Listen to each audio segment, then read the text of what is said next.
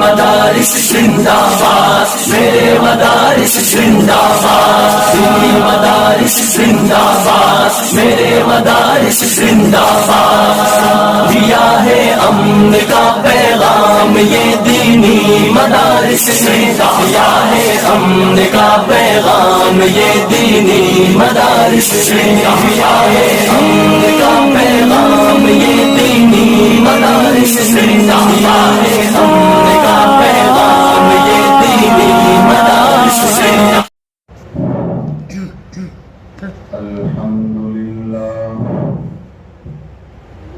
الحمد لله وكفى وسلام على عباده الذين اصطفى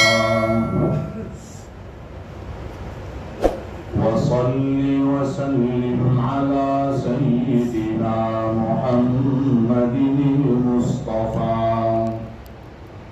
وعلى آله وأصحابه نجوم الهدى وقادة التقى، أما بعد، أعوذ بالله من الشيطان الرجيم، بسم الله الرحمن الرحيم، يا أيها الذين آمنوا قوا أنفسكم وأهليكم نارا، صدق الله العظيم۔ ایک بار درود پاک اللهم صل على سيدنا محمد وعلى آل سيدنا محمد وأصحابه وأزواجه وبارك وسلم۔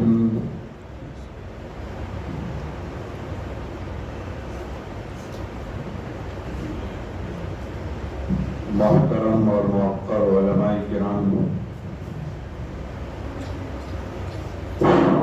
بزرگوں اور دینی بھائیوں،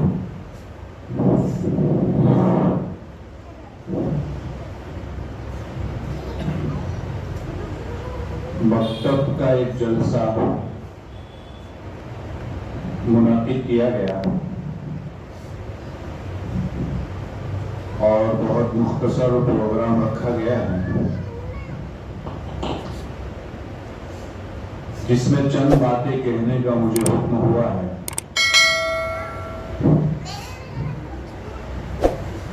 آپ کے سامنے قرآن کریم کی تلاوت کی گئی،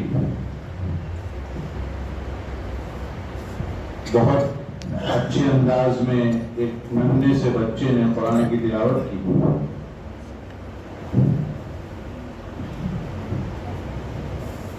چھوٹی سی عمر میں قرآن کریم کی اتنے اچھے انداز میں تلاوت کر لینا، یہ قرآن کا معجزہ ہے۔ دنیا کی بہت ساری کتابیں ہیں،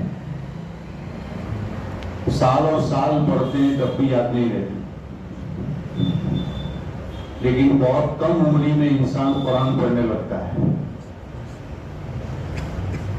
اس کے بعد نعت بھی پیش کی گئی، نعت کے ذریعے سے عشق رسول تازہ ہوتا ہے، نبی کریم صلی اللہ علیہ وسلم کی محبت بیدار ہوتی ہے، اور قرآن کریم کی تلاوت اور قرآن کریم کے تعلق سے مولانا جمیل صاحب نے بہت اچھی باتیں آپ کے سامنے مختصر وقت میں پیش کی۔ ہمیں بتلایا گیا ہے کہ مکاتب کا فائدہ کیا ہے، اس کے سلسلے میں کچھ باتیں کریں۔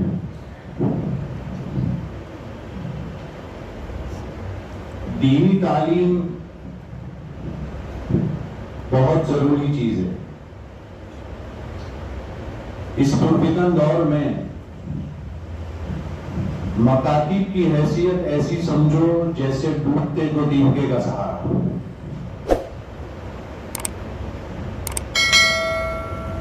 مکاتب نام ہے اس چیز کا جہاں سے رہبر تیار ہوتے ہیں، لیڈر تیار ہوتے ہیں۔ مکاتب میں بچہ پڑھنے جائے گا تو مسجد آباد ہوگی، مکاتب میں بچہ پڑھنے جائے گا تو بڑے بڑے دارالعلوم میں طلبہ ملیں گے، مکاتب میں بچہ پڑھنے جائے گا تو اس کو دین پر جینے کا اور دین ہی پر مرنے کا سلیقہ پیدا ہوگا۔ مکاتب میں بچہ پڑھنے جائے گا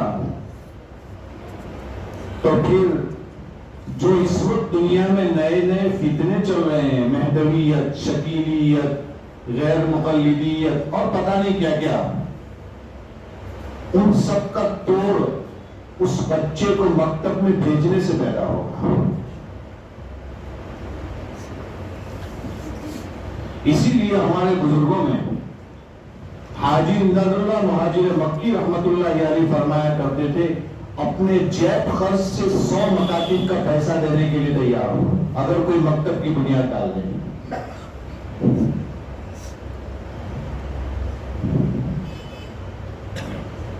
اس کے علاوہ حضرت مولانا منظور نعمانی رحمت اللہ علیہ فرمایا کرتے تھے، اپنے پیٹ پھاڑنے کا موقع آ جائے، پیٹ چیرنے کا موقع آ جائے تو بھی کوئی بات نہیں، لیکن مکتب کی بنیاد ڈالنا نہ چھوڑے۔ حاجی امداد اللہ صاحب رحمت اللہ علیہ فرمایا کرتے تھے، زندگی میں کام تو بہت کیے لیکن ایک ہی کام ایسا ہے جس پر مجھے یہ امید ہے کہ اللہ تعالیٰ میری نجات کر دے گا، اور وہ ہے میں نے جو مکاتب کا جال پھیلایا ہے۔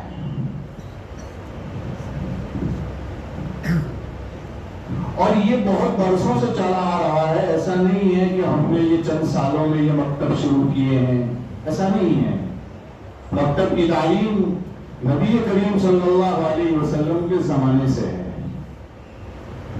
تعلیم کتنی اہم چیز ہے، قرآن کریم میں سورہ رحمان ہے، اور سورہ رحمان میں اللہ کی نعمتوں کا تذکرہ ہے، اس لیے بار بار یہ آتا ہے فَبِأَيِّ آلَاءِ رَبِّكُمَا تُكَذِّبَانِ، مطلب تم اپنے رب کی کون کون سی نعمتوں کو جھٹلاؤ گے۔ تو آپ جانتے ہیں 31 مرتبہ تقریباً سورہ رحمان میں یہ آیا ہے، اور بار بار وہ نعمتوں کا تذکرہ اللہ تعالیٰ فرماتے جا رہے ہیں اور بتاتے جا رہے ہیں کون کون سی نعمتوں کو تم جھٹلاؤ گے۔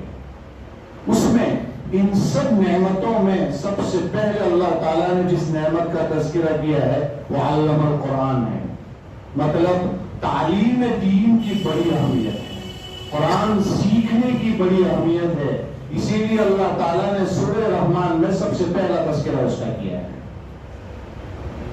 نبی کریم صلی اللہ علیہ وسلم کے زمانے میں غزوہ بدر پیش آیا، اور بدر کی جنگ میں کافرین قید کیے گئے تھے، اور اس وقت کیا فیصلہ ہوا اس کی تفصیل میں جانا نہیں چاہتا، لیکن خلاصہ یہ ہے کہ آخر میں یہ فیصلہ ہوا تھا کہ فدیہ لے کر انہیں چھوڑ دیا جائے۔ اس میں بہت سے ایسے لوگ بھی تھے جن کے پاس فدیہ دینے کے لیے پیسے نہیں تھے، تو وہاں یہ بتلایا گیا کہ اگر پیسے نہیں ہیں تو جتنے لوگ پڑھے لکھے ہیں وہ مسلمانوں کے 10 بچوں کو پڑھنا لکھنا سکھا دیں، اس پر ان کی چھٹی ہو جائے گی۔ حضرت زید بن ثابت رضی اللہ تعالیٰ عنہ فرماتے ہیں ان 10 بچوں میں میں تھا اور میں نے وہیں پڑھنا لکھنا سیکھا تھا۔ اس سے بھی آپ کو دین کی اہمیت پتہ چلتی ہے۔ سرکار کے زمانے میں بڑے بڑے قافلے بڑے بڑے علاقوں سے آیا کرتے تھے، وہاں آنے کے بعد جہاں ان کا بہت سارا انتظام ہوتا تھا اس میں ایک انتظام یہ ہوتا تھا کہ ان کے اوپر تعلیمی اعتبار سے توجہ دی جائے، اور انصار کا کام ہی یہ مدد کرنا، اس لیے انصار ان بچوں کو کھانے پینے سے لے کر سب کچھ پہنچایا کرتے تھے۔ ایثار، قربانی اور کسی پر خرچ کرنا یہ انصار کے حصے میں رکھا تھا۔ تو تعلیم دین کی بڑی اہمیت ہے، اور یہ مکاتب بہت بنیادی چیز ہے، یہیں پر بچے تیار ہوں گے، یہیں پر سب کچھ سیکھا جاتا ہے۔ اس لیے آپ کی بستی میں بھی مکتب چل رہا ہے. ہم نے پوچھا ہے 45 طلبہ تعلیم حاصل کرتے ہیں اور گھر ہے تقریباً 100 سے 200. تو معلوم ہوا بہت سارے بچے ایسے بھی ہوں گے.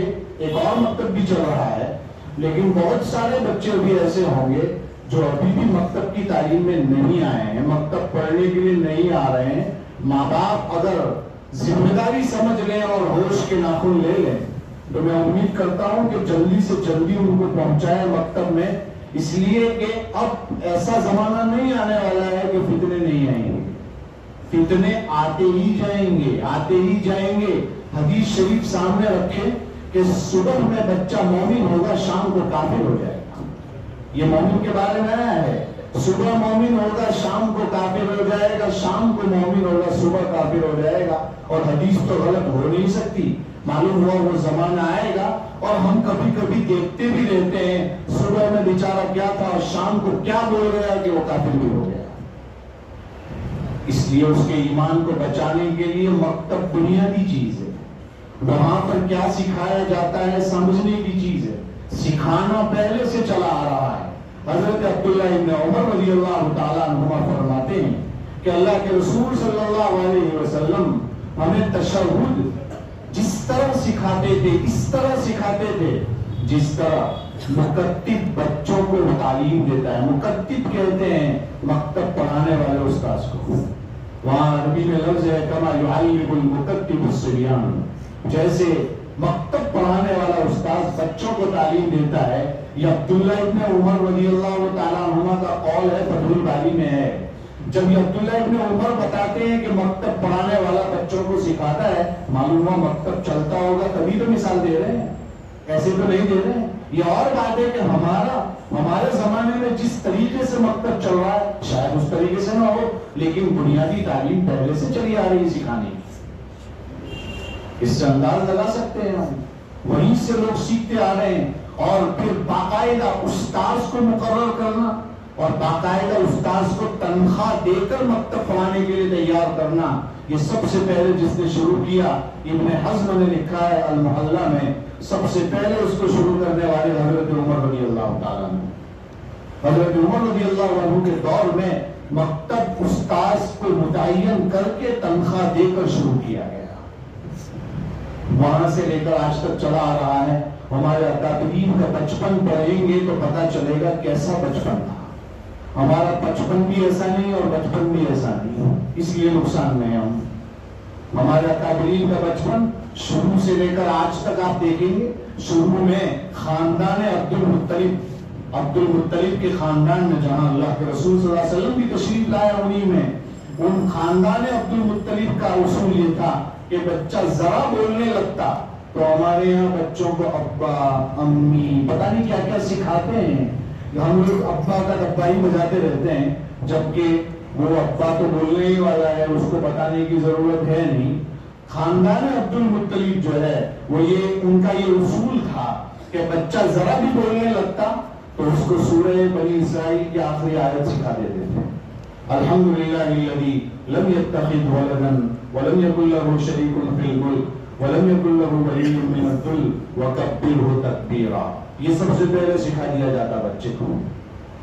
لیکن ہمارے یہاں بچے کو یہ بولنا بھی نہیں سکھاتے. طبرانی کی روایت ہے 4 سال کا بچہ ہو جائے تو سب سے پہلے اسے لفظ اللہ بولنا سکھانا چاہیے. کاش کہ ہماری مائیں یہ سمجھیں, کاش کہ ہمارے جوان یہ سمجھیں کہ بچوں کو کیا سکھانا ہے, کیسے سکھانا ہے. تو مکتب کی بنیادی تعلیم توحید اور عقائد ہے. اللہ کو ایک بتانا کہ اللہ ایک ہی ہے. اگر ہم سکھا دیں گے تو آگے چل کر دنیا کا کوئی آدمی اس کی گردن پر تلوار رکھ دے گا تب بھی جو ہے اس کے منہ سے اللہ کے علاوہ کچھ نہیں نکلے گا. لیکن یہ مکتب سے آئے گا. ہم نے تو نہیں کیا, بچوں کو تو کم سے کم سکھا دیں. ماں باپ کہتے ہیں ہم نے تو مکتب پڑھا ہی نہیں. تم نے نہیں پڑھا تو کیا اپنے بچوں کو بھی اسی طرح رکھنا چاہتے ہو؟ نہیں, مکتب میں بچوں کو بھیجیں, سمجھیں. اس لیے کہ بچہ جب مکتب میں جائے گا بہت کچھ سیکھ کر آئے گا. آج اسکول کی تعلیم کے پیچھے جس طرح توجہ دی جا رہی ہے, کاش کہ ہمارے مسلمان بھائی جو ہے دنیاوی تعلیم کے ساتھ ساتھ دین کی فکر بھی کر لیں، اس لیے کہ دنیاوی تعلیم دنیا تک کام آئے گی، آنکھیں بند ہونے کے بعد یہ دین ہی کام آنے والا ہے اور کچھ کام نہیں آنے والا ہے۔ آج کل اس کی طرف توجہ کم ہے، اس کی طرف فکریں بہت کم ہیں، اس لیے بچپن سے کیا سکھانا یہ سمجھنا چاہیے، اور بچپن سے کیسے ہمارے اکابرین نے سیکھا۔ خواجہ معین الدین چشتی اجمیری رحمۃ اللہ علیہ کے بارے میں بعض لوگوں نے قطب الدین بختیار کاکی رحمۃ اللہ علیہ کے بارے میں لکھا ہے کہ بچپن ہی سے ان کو بہت کچھ سکھا دیا جاتا، اور بچہ جب 14-15 سال کا ہو گیا تو اپنی امی جان سے کہنے لگا کیا دیکھتا ہوں میں کہ 15 دن ہو گئے مسلسل اللہ کے رسول صلی اللہ علیہ وسلم کی زیارت کر رہا ہوں۔ بچہ تو 14-15 سال کا ہے۔ امی جان ایسا تو کیا ہے؟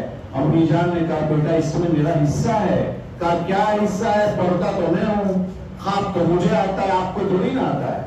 تو کہا کہ نہیں، اگر کل آ جائے تو بتا دینا۔ دوسرے دن خواب میں زیارت نہیں ہوئی، رونے لگے۔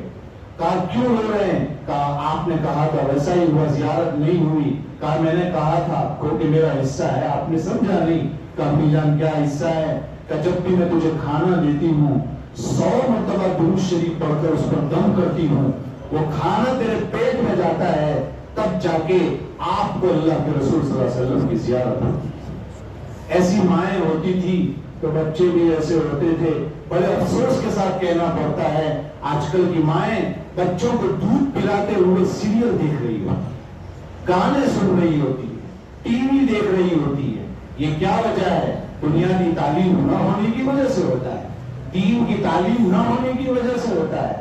اس لیے میرے بھائیوں یہاں بیٹھے ہیں، اپنا وقت فارغ کر کے تو ارادہ کر کے اٹھیں کہ بچوں کو مکتب میں ضرور بھیجیں گے، چاہے کسی بھی طرح ہو جائے، کچھ بھی ہو جائے۔ حالات جس طریقے سے چل رہے ہیں نا، اس سے بھی خراب آئیں گے، آنے والے ہیں تو وہ تو آ کر ہی رہیں گے، ہمیں تو نہیں پتا، لیکن ہم اپنی تیاری تو کر لیں۔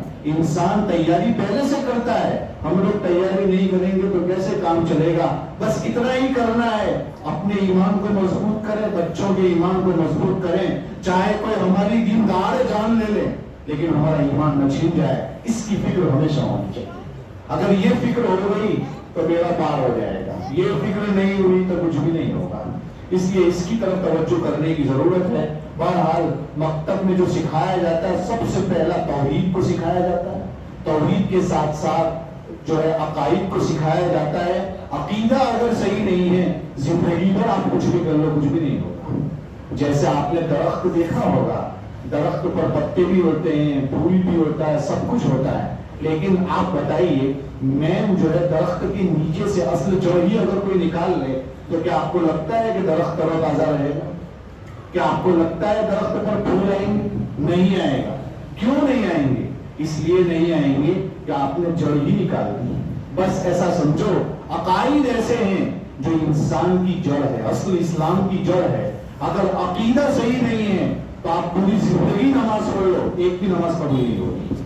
اس لیے اصل تو عقائد ہیں، اور عقیدے کہاں سکھائے جاتے ہیں؟ مکتب میں سکھائے جاتے ہیں۔ تو بچوں کو کہاں بھیجنا پڑے گا؟ مکتب میں بھیجنا پڑے گا۔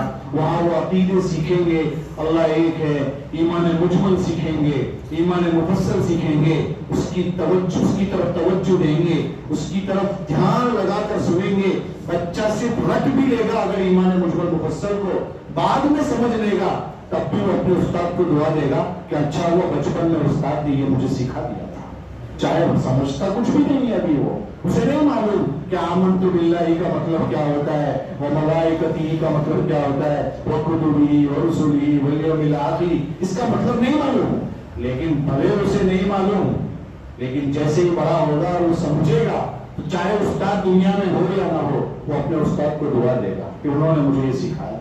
اس لیے میرے بھائیوں پہلا تو یہ سکھایا جاتا ہے مکتب میں۔ دوسرا کیا سکھایا جاتا ہے مکتب میں؟ مکتب میں نبی کریم صلی اللہ علیہ وسلم کی محبت سکھائی جاتی ہے، اللہ کے رسول سے عشق سکھایا جاتا ہے، اللہ کے رسول کی سنتوں کو سکھایا جاتا ہے، اللہ کے رسول کی اتباع کرنے کو سکھایا جاتا ہے۔ اور یہ سیکھیں گے تبھی تو جب دنیا میں انسان کسی سے محبت کرتا ہے، ناجائز محبت کرتا ہے تو بھی اس کا طریقہ اپنانے کی کوشش کرتا ہے۔ وہ یہ نہیں کھاتا میں بھی نہیں کھاؤں گا، وہ یہ نہیں کھاتی ہے میں بھی نہیں کھاؤں گا، انسان یہ کرتا ہے۔ اگر اللہ کے رسول صلی اللہ علیہ وسلم کی محبت دل میں بیٹھ جائے گی تو پھر سرکار کے طریقے اپنانا شروع کرے گا کہ جب سرکار سے مجھے محبت ہے، سرکار کی سنت یہ ہے میں بھی ایسا ہی کروں گا، سرکار کی سنت یہ ہے میں بھی ایسا ہی کروں گا۔ آپ غور کیجئے ہم میں سے کتنے ایسے ہیں، کسی کی عمر 50 سال، کسی کی 60 سال، کسی کی 40 سال، کسی کی 30 سال، کسی کی 70 سال، اتنی عمریں ہو گئی۔ کون ہے ایسا جو یہاں کھڑے ہو کر کہہ دے کہ اللہ کے رسول کی 11 بیویاں تھی اور سب کے نام ابھی کھڑے ہو کر بتاتا ہوں؟ مشکل ہے معاملہ میرے بھائیوں، مشکل ہے۔ مشکل ہے کیوں؟ اس وجہ سے کہ سرکار کی سیرت کو نہیں پڑھا، اخبار صبح آنکھ کھلتے ہی پڑھا لیکن سیرت کبھی نہیں پڑھی۔ کیسے اللہ کے رسول کی محبت آئی؟ تو اخبار پڑھنے کا یاد رہتا ہے، کاش کے دن میں کوئی ایک مرتبہ آدھا صفحہ بھی پڑھ لے۔ سرکار کی سیرت کے لیے 1-2 کتابیں ہیں، آپ مارکیٹ میں جائیں اتنی کتابیں ملیں گی، بس پڑھنے والے لوگ نہیں رہے آج۔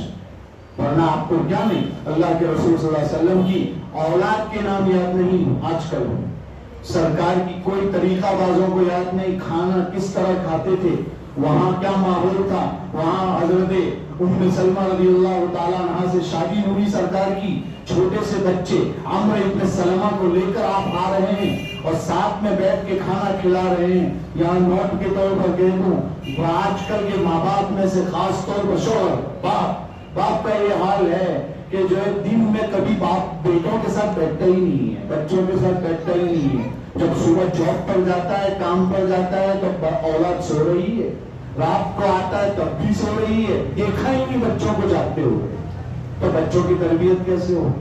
وہاں سرکار لے کر بیٹھ رہے ہیں اور کھانا شروع کر رہے ہیں۔ بخاری شریف کی روایت ہے، آگے سے کھائیے، بیچ میں سے مت کھائیے، بسم اللہ پڑھ کر کھائیے۔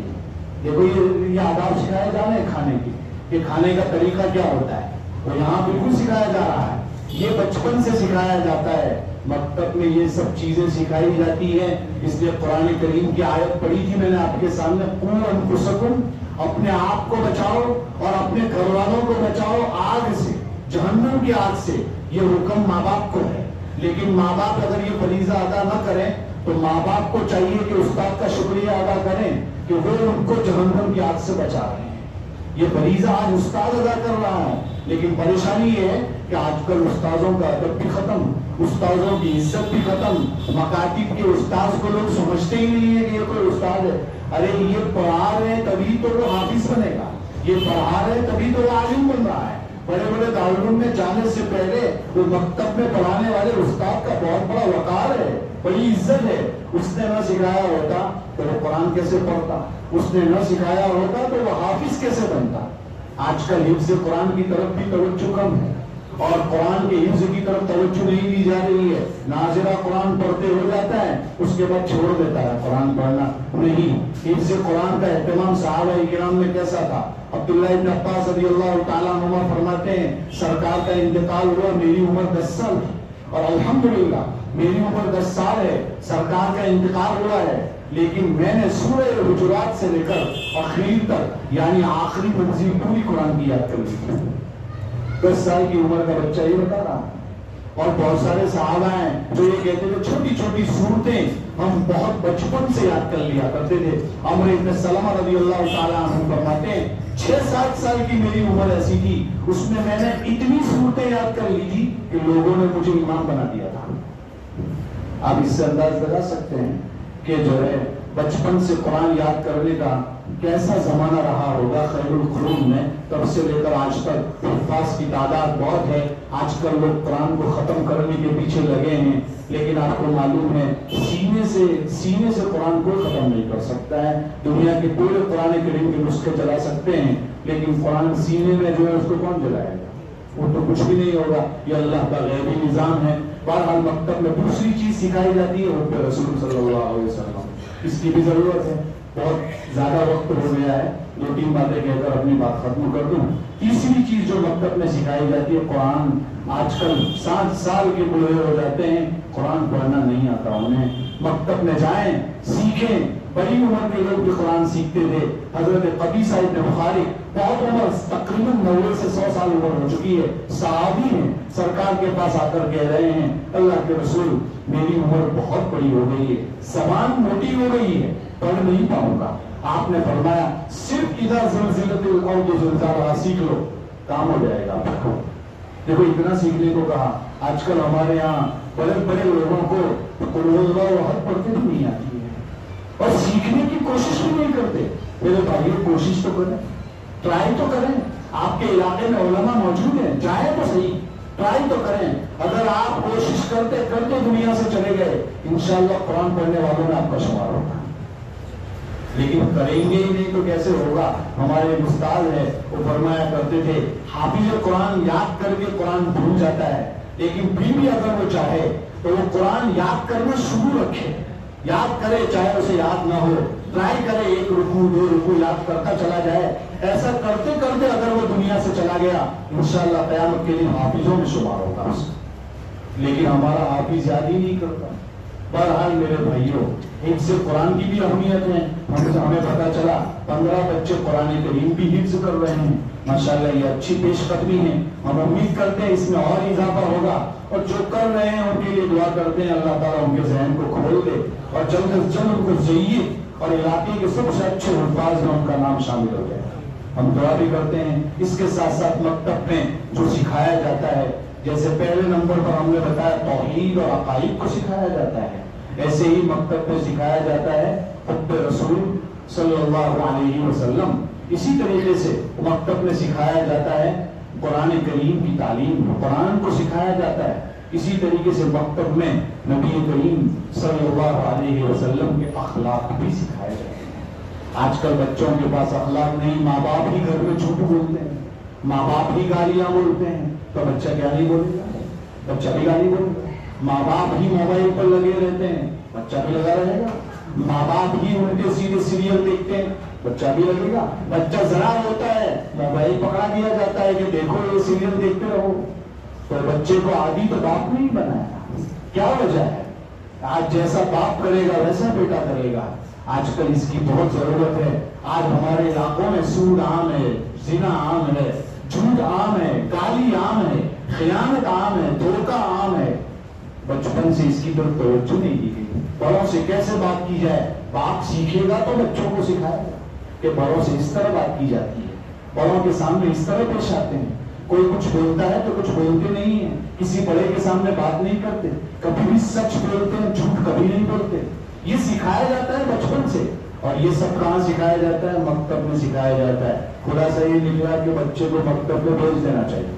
کم سے کم بچہ سیکھ کر آئے گا تو ماں باپ کو سکھائے گا کہ امی جان آج میں نے یہ پڑھا ہے, آج میں نے یہ سیکھا ہے, تو کچھ نہ کچھ تو فائدہ ہو ہی جائے گا.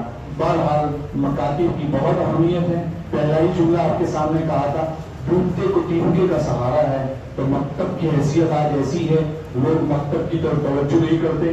میں علاقے والوں سے درخواست کرتا ہوں جو علماء یہاں کام کر رہے ہیں, جیسے مولانا سراج احمد صاحب, قاری رشید صاحب بھی یہاں تشریف لاتے رہتے ہیں, اور بھی کئی لوگوں کو جن کے نام مجھے معلوم نہیں, جن کا دامے جرمے سخونے قدم کچھ نہ کچھ حصہ ہوگا ان کا, ہم ان کے ممنون و مشکور ہیں. ہم ان کے لیے دعائیں کرتے ہیں کہ اللہ تعالیٰ ان کو بہترین بدلہ نصیب فرمائے.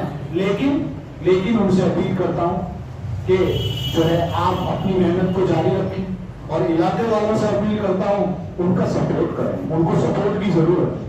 اگر سپورٹ کریں گے آپ اور ان کو اعتماد میں لائیں گے, ان کو بھروسہ دلائیں گے اور مکتب کو فل کرنے کی کوشش کریں, بچے بڑھتے رہیں گے تو پھر علاقے سے جو بہت سارے دنگے فتنے ہو رہے ہیں, وہ بچے جب یہ بچے بڑے ہوں گے تو پھر یہ فتنے دھیرے دھیرے ختم ہو جائیں گے. اس لیے بچوں کو مضبوط کرنے کی ضرورت ہے, شروع سے دینی تعلیم دینے کی ضرورت ہے, بچیوں کو دینی تعلیم دینے کی ضرورت ہے, پردہ بچپن سے سکھانے کی ضرورت ہے, حیا کیا چیز ہے بتانے کی ضرورت ہے, عفت اور پاک دامنی کیا ہے بچپن سے بتانے کی ضرورت ہے. تو پھر یہ بچی جب بڑی ہوگی تو ماں کا کردار بڑا اہم ہوتا ہے. یہ شروع سے سیکھ لے گی تو اپنی اولاد کی بھی ایسی تربیت کرے گی. یہ چند گزارشات آپ کی خدمت میں پیش کی, بہت سارا وقت لے لیا, معذرت کے ساتھ اپنی بات کو ختم کرتا ہوں. اللہ تعالی ہمیں ان سب باتوں پر عمل کرنے کی توفیق عطا فرمائے. آمین. وآخر دعوانا الحمدللہ.